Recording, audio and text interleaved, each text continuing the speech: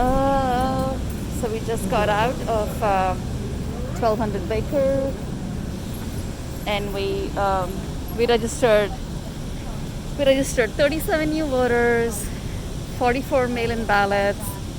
But it was really frustrating because so many pods are on quarantine. We were on the 6th floor and the 5th floor, but pod after pod after pod was quarantine.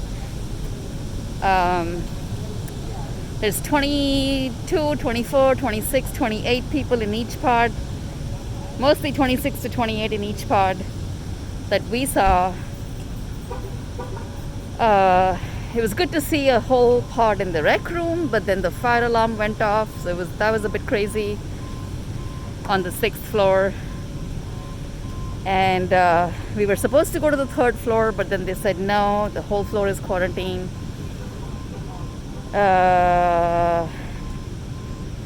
It was pretty crazy in there today. It was not like the last few times we've been in there.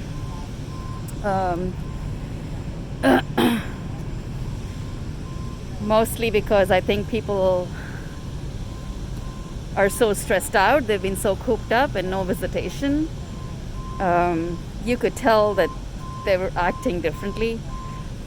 And of course the jailers were saying they're acting out, but I just felt like they were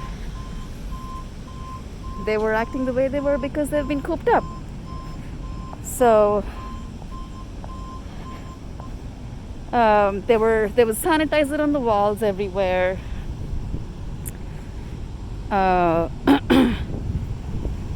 I got to take my own clear backpack in with sanitizer. So here, let me show you. I got to take this in with sanitizer and my clipboard and a bottle of water.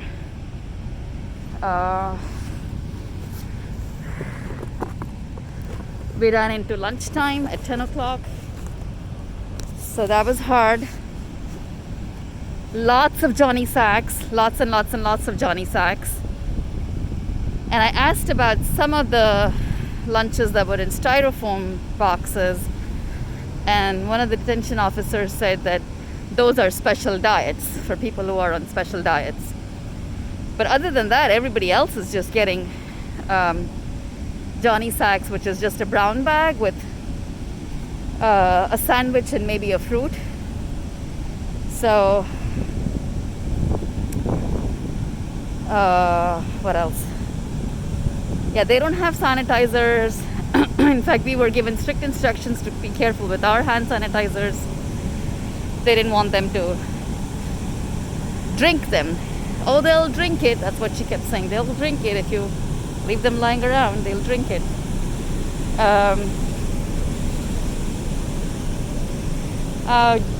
What else? Was it clean? Not clean enough. There's a lot of trash getting picked up. There's a lot of trash getting generated because of everything being disposable. So it was about as dirty or clean as it was earlier in January and February when we were in there. So this is where we were. We were here.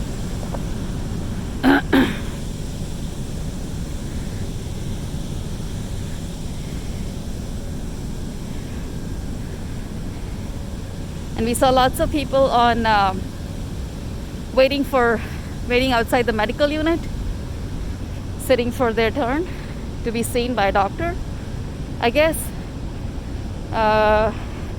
Masks. Only about 80% of the jailers were wearing masks, and the rest either were not wearing them or wearing them below their noses, which is absolutely pointless. The place smelled horrible. One of the volunteers had a huge migraine. She had to leave early. It was hard to breathe, and it just smelled really bad.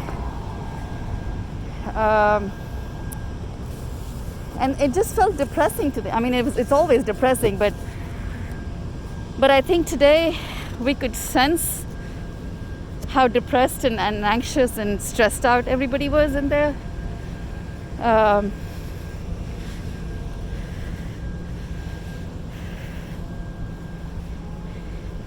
Yeah, overall it was not a good it was not a good experience. We didn't do as many registrations as we were hoping to. It was scary to see how many pods are in quarantine. And outside the quarantine pods, there's a piece of paper that says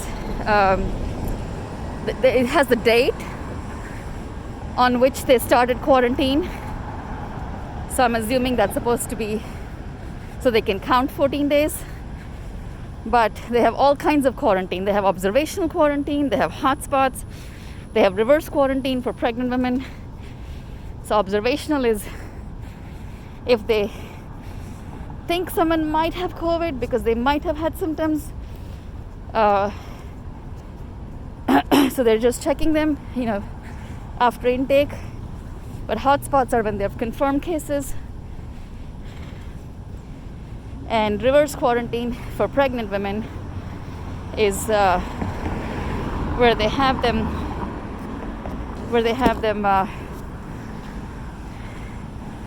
separated so they can be safe. A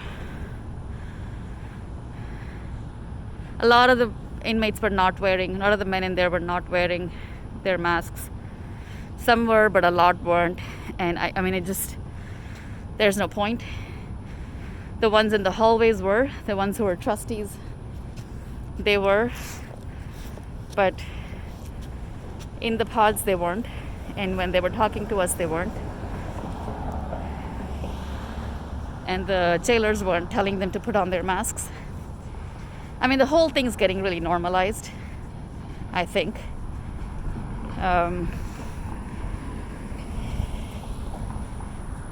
I guess that's about it.